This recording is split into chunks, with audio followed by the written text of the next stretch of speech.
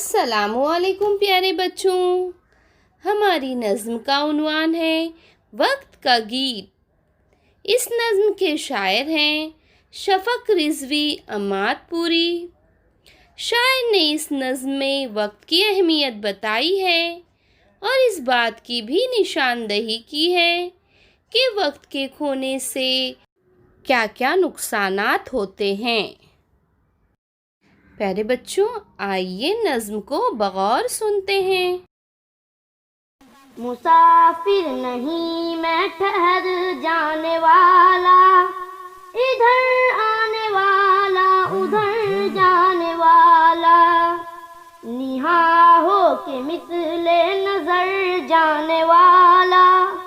نگاہوں سے پل میں گزر جانے والا، وہ آنے والا کہ جو آ کے جائے، وہ جانے والا کہ جا کر نہ آئے، اگر آج آیا تو کل جانے والا، میں ہوں ہاتھ آ کر نکل جانے والا، کوئی آن میں ہو بدل جانے والا، زمین پر میں سایہ ہوں ڈھل جانے والا، نہ کھو مجھ کو نادان غفلت میں سو کر، جو سوتے ہیں پاتے نہیں مجھ کو کھو کر، وہ دولت ہوں مفلس بنے جو لٹائے، وہ نعمت ہوں جا کر نہ جو ہاتھ آئے، وہ قسمت خوش قسمتی سے جو پائے، جگہ اپنی ہر دل میں انسان بنائے، جو پیارا کہے مجھ کو پیارا وہی ہے، دو عالم کی آنکھوں کا تارا وہی ہے، خبردار او بے خبر سونے والے، جو ہیں سونے والے وہ ہیں کھونے والے،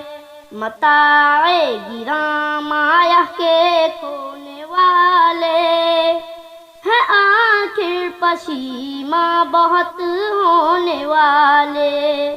جو رہرو ہے رہزن سے ہوشیار ہو جا، چلا قافلہ جلد بیدار ہو جا، مسافر نہیں میں ٹھہر جانے والا، ادھر آنے والا ادھر جانے والا۔ چلیے بچوں، الفاظ معنی پڑھتے ہیں۔ نیہا چھپا ہوا، مثل نظر نظر کی طرح پلک جھپکتے ہی، ہاتھ آ کر نکل جانے والا ہاتھ آ کر کھو جانا، متاع گراں مایہ یعنی قیمتی دولت، پشیماں ہونا یعنی شرمندہ ہونا، دو عالم کی آنکھوں کا تارا یعنی دنیا میں سب کو پسند آنے والا،